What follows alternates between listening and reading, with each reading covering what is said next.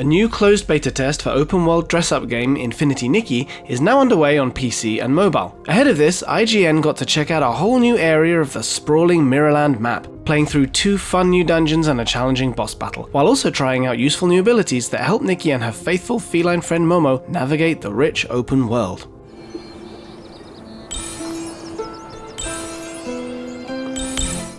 The new locations I visited are known as Stoneville and Stonewood's Abandoned District. They stretch westward from Wishfield, which we explored in the previous demo. In contrast to Wishfield, which was full of lush forests, these are rugged mountainous areas with exposed rocks and soaring cliffs. These characteristic cliffs are called the Stonewoods, and you can tell from the map that these lines of stonewoods of various heights stand atop a massive lake, or maybe even an ocean.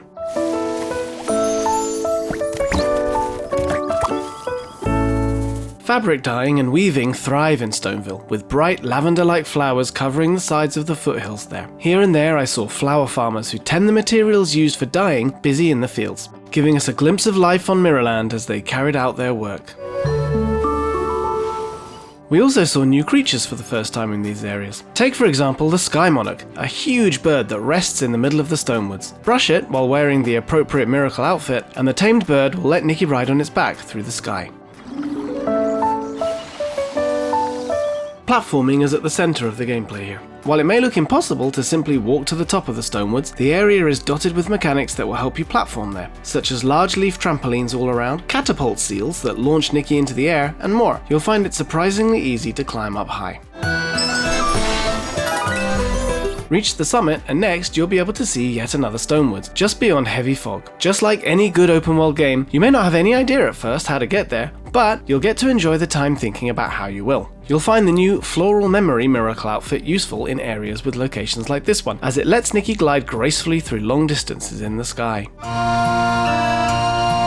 Nikki's regular jumps can be made higher and her falling speed made slower using the previously unveiled Bubbly Voyage Miracle outfit. But this new outfit lets you mostly maintain your height and glide for long periods of time after jumping off a tall place, similar to the paraglider in The Legend of Zelda Breath of the Wild. I tried seeing what would happen if I flew toward a distant Stonewoods like the one I just mentioned, and discovered mid-air rings that you can fly through to speed up the Floral Memory outfit's movement, letting me approach at a fairly high clip. There were also items that extend your skill usage time, floating between these acceleration rings, and Nikki had arrived at the Stonewoods that looked so far away in no time at all.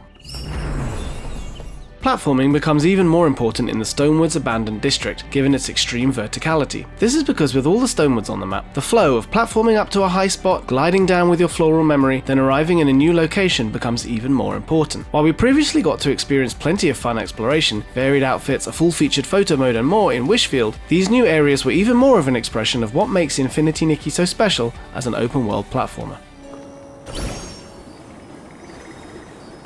We didn't see any humans in the harsh environment of the Stonewoods Abandoned District, but what do live there are kind of fabric-covered ghost-like creatures, or spirits of clothes.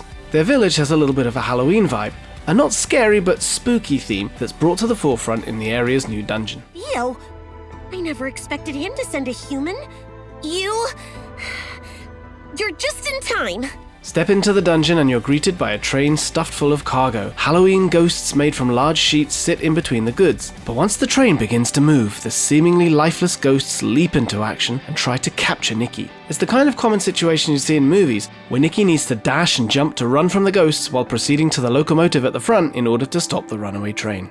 The ghost protocol only activates when the train starts. He must be protecting the artifact and leaving. Nikki gets carried off if the ghosts catch her, forcing you to mash the spacebar to escape. But if you fall off the train while trying to escape, you'll fall to the tracks and take damage. Combined with the immersion of the situation on top of a moving train, my heart was pounding all the way until I made it to the end.